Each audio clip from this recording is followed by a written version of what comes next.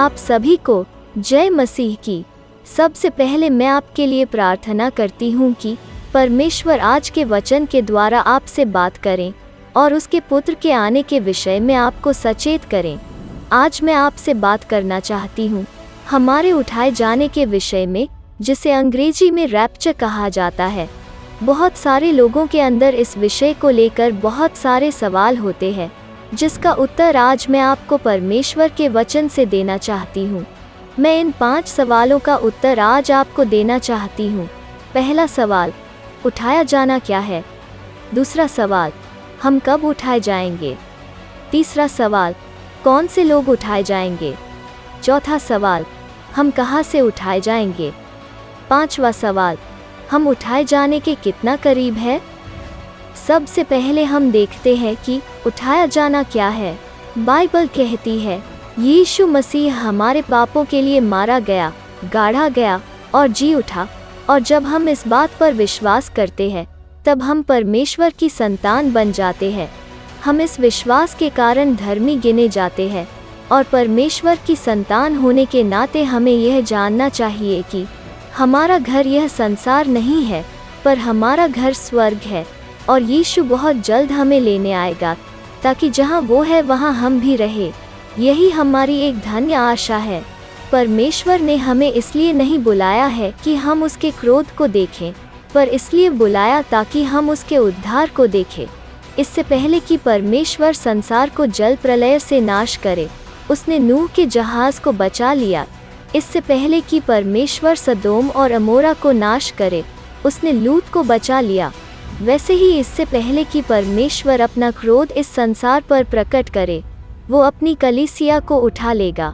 बहुत से प्रचारक कहते हैं कि कलीसिया को बहुत संकटों से गुजरना होगा और फिर उसका उठाया जाना होगा, पर यह सच नहीं है।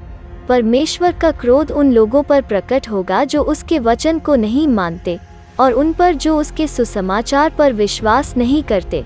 पर वो लोग जो उसके साथ चलते हैं, उनके लिए क्रोध नहीं पर एक आशीष रखी गई है। यह आशीष है कि वो उठा लिए जाएंगे ताकि वो सदा सर्वदा परमेश्वर के साथ रहें। यदि एक परमेश्वर के साथ चलने वाला व्यक्ति भी परमेश्वर के क्रोध को देखे, तो उसके लिए धन्य आशा धन्य कैसे हुई? धन्य आशा को धन्य इसलिए कहा गया है क्योंकि हम परमेश्वर के क्रोध को नहीं, पर उसके उद्धार को देखेंगे। एलिय्याह जीवित उठा लिया गया, हनोक जीवित उठा लिया गया, हमारे प्रभु यीशु मसीह जीवित उठा लिए गए, और अब हमारा समय है। क्या आपने कभी सुना है कि एक शादी हुई जिसमें पति अपनी पत्नी को मार मार कर घर ले आया? मैं जानती हूँ आपने कभी इस तरह की शादी के विषय में नहीं सुना होगा। हर दूल्हा अपनी दुल्हन को बड़े प्रेम और बड़ी कोमलता से अपने घर ले आता है। जब हम मनुष्य होकर इतनी उत्तम सोच रखते हैं, तो क्या परमेश्वर हमसे बेहतर नहीं सोचेगा? क्या यीशु अपनी दुल्हन को कहेगा कि पहले तकलीफ़ों से गुजर फिर लेने आऊँगा? जी नहीं। संसार में जो तकलीफ़ें आती है उसका असर हम पर भी होता है।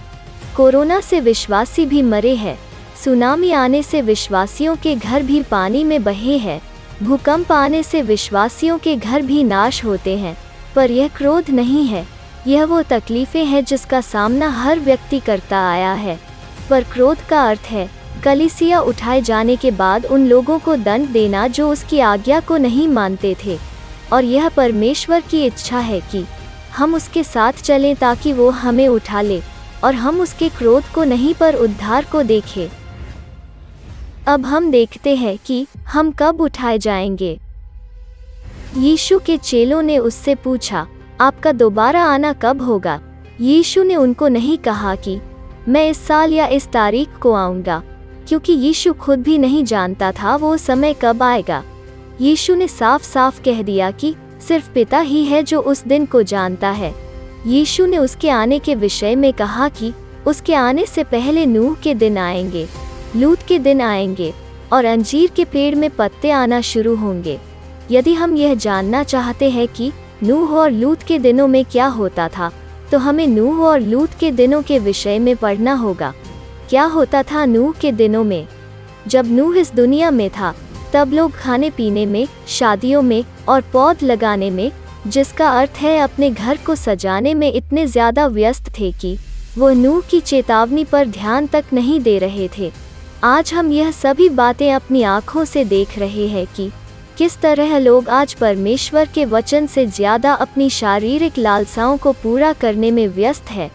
मैं नहीं कहती कि सभी विश्वासी इस तरह जी रहे हैं, पर अधिकतर लोग आज अपनी ख्वाहिशों को पूरा करने में लगे हैं।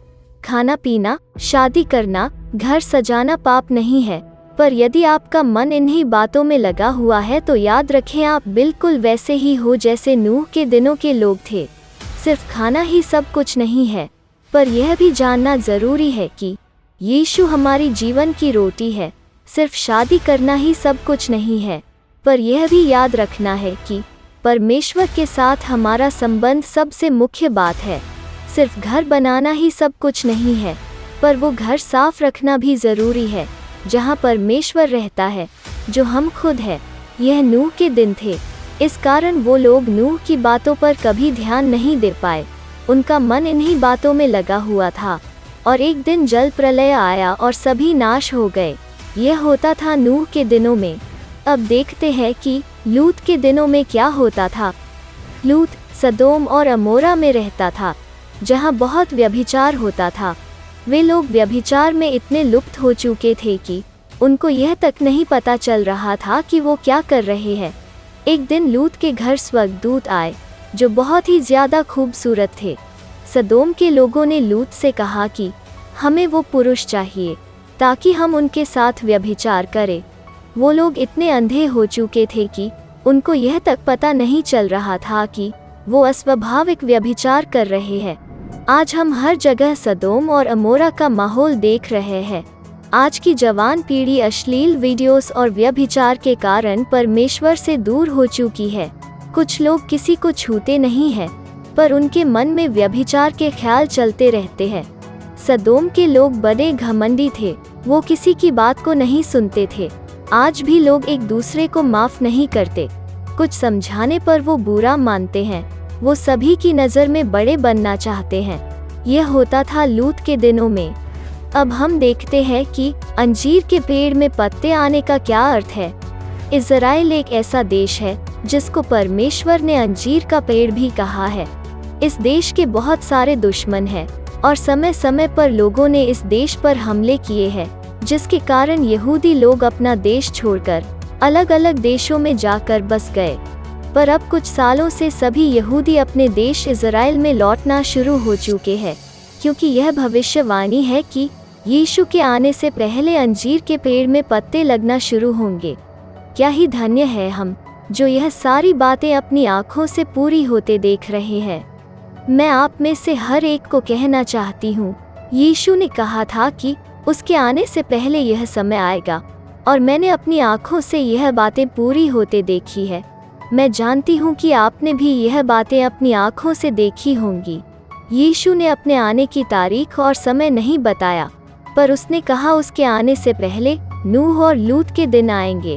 हमें उस भीड़ की तरह नहीं जीना जो नूह और लूत के दिनों में थी। हमें नूह की तरह तैयारी करनी चाहिए और लूत की तरह उन बातों से निकल आना चाहिए जो परमेश्वर की नज़र में बुरी है। अब हम देखते हैं कि कौन से लोग उठाए जाएंगे।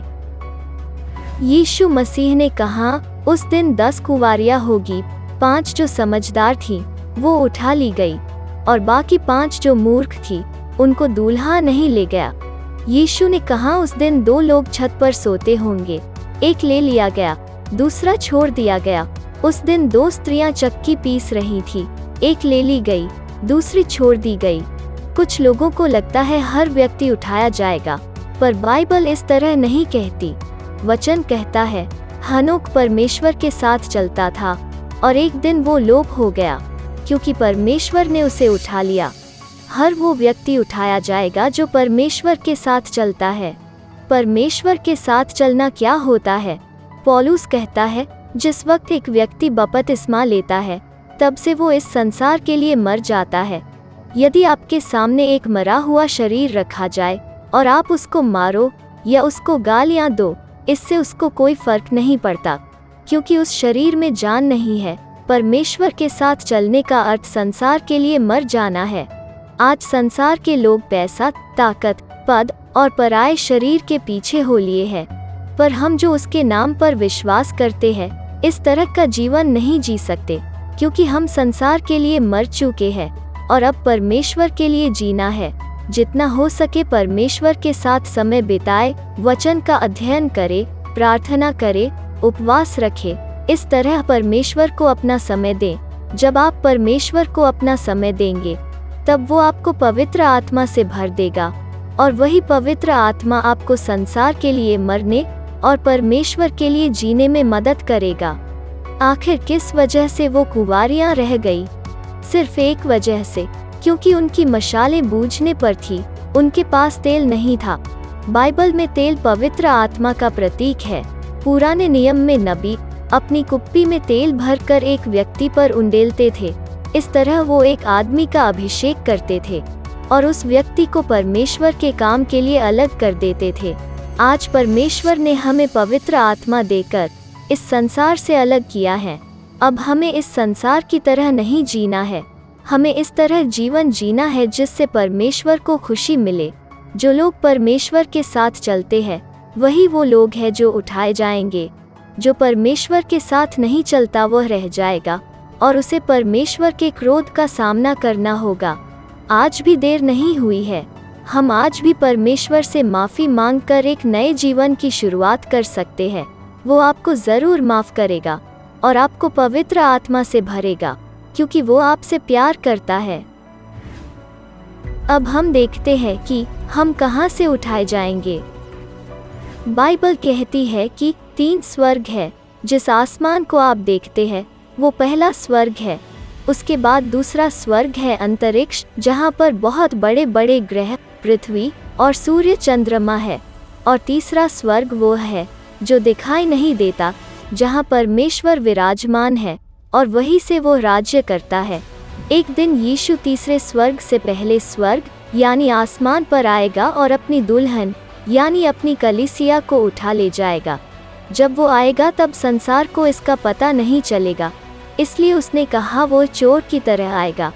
यह सब कुछ सिर्फ कलीसिया को पता चलेगा।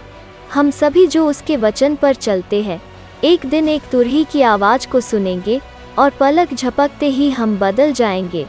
हम उसके साथ बादलों पर उठा लिए जाएंगे, सब कुछ बदल जाएगा। यही वो समय है जिसके लिए कलीसिया को हर समय तैयार रहना चाहिए। वचन कहता है वहाँ कोई दुख नहीं है और ना कोई आंसू, ना कोई बीमारी, ना कोई श्राप। वहाँ सिर्फ आनंद की भरपूरी है। वहाँ कोई सूरज और चंद्रमा नहीं है। परमेश्वर के अंदर से एक ज्योति निकलती है और पूरे स्वर्ग को रोशनी देती है। वो दिन आ रहा है जब हम एक तुरही की आवाज़ सुनेंगे, हम आसमान की तरफ देखेंगे और यीशु हमें अपने साथ उठा लेगा। आप और मैं उससे हवा में मिलेंगे।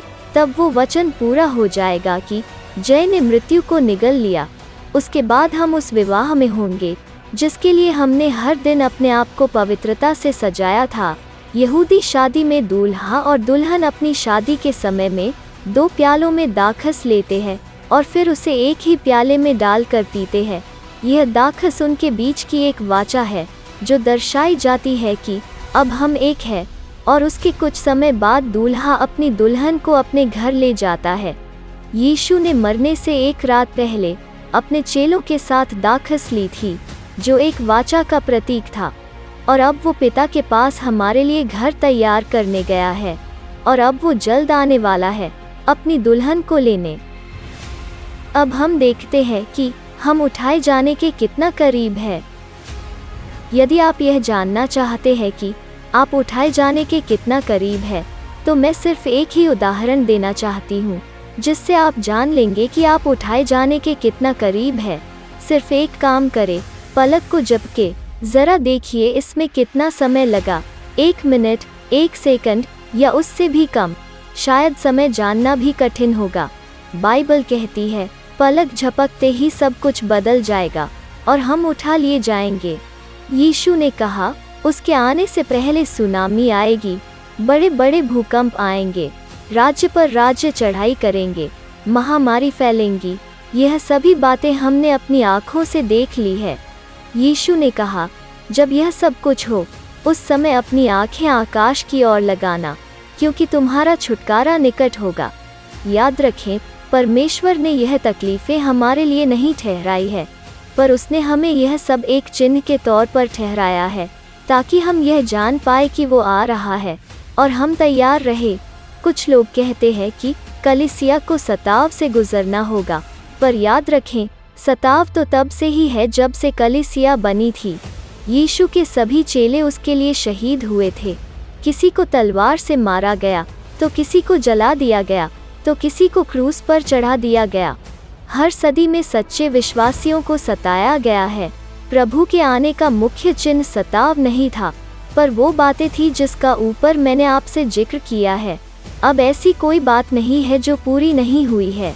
हर एक बात पूरी हो चुकी है। अब समय है आकाश की ओर देखने का, क्योंकि हमारा छुटकारा निकट आ गया है। पलक झपकने जितना निकट। ऊपर देखने का अर्थ है तैयार रहना। वही कहना जो यूहन्ना ने 2021 साल पहले प्रभु से कहा था, प्रभु यीशु आ। आज यह वीडियो आपके पास इत्तेफाक से नहीं पहुंचा है, पर यह वीडियो आपके पास परमेश्वर की मर्जी से आया है। वो चाहता है कि आप उसके बेटे के आने के लिए तैयार हो जाओ, ताकि जब वो बादलों पर प्रकट हो, तब आप उसके साथ उठाए जाओ। पतरस ने यीशु का 3 बार इनकार किया। पौलुस ने प्रभु के लोगों को मारा और पीटा। मरियम ने व्यभिचार किया, पर जब इन्होंने सच्चा पश्चाताप किया, तब ये सब माफ किए गए और परमेश्वर ने इन सभी को नया जीवन दिया। अभी वीडियो के अंत में मैं आपके साथ एक रहस्य प्रकट करना चाहती हूँ, जो मुझे सिर्फ परमेश्वर के अनुग्रह के द्वारा मिला है। हमेशा याद रखिए कि प्रभु यीशु मसीह का बादलों पर प्रकट होना केवल कलीसिया के लिए होगा। वो हमें गुप्त रूप से अपने साथ उठा लेगा और 7 साल बाद जब वो अपने दूसरे आगमन के लिए जैतून के पहाड़ पर इस सृष्टि का न्याय करने दोबारा लौटेगा, तब वो हमें अपने साथ ले आएगा। इस बार वो कलीसिया के लिए आएगा और दोबारा वो कलीसिया के साथ आएगा। यही वो रहस्य है जो सदियों से छुपा हुआ था, परंतु अब उसने अपने कलीसिया पर अपने पवित्र आत्मा द्वारा प्रकट किया है। मेरी यह प्रार्थना है कि परमेश्वर उसके दोबारा आने से पहले हमें तैयार होने में हमारी सहायता करे। प्रभु यीशु के बादलों पर दूसरे आगमन को बाइबल धन्य आशा कहती है। यही हमारी अंतिम आशा है कि हम वो पीढ़ी बने जो उसे बादलों पर आते हुए देखे। पौलुस कहता है, एक दूसरे को शांति दो और इन शब्दों के द्वारा एक दूसरे को उत्साहित करो, क्योंकि अब बहुत ही थोड़ा समय रह गया है जबकि आने वाला आएगा और देर न करेगा। यीशु के सामर्थी नाम में मांगते हैं, आमीन। इस वीडियो को अपने परिवार के सभी लोगों के साथ तथा अपने मित्रों के साथ ज़रूर शेयर करें, ताकि उन्हें भी इन महत्वपूर्ण सवालों के जवाब मिले।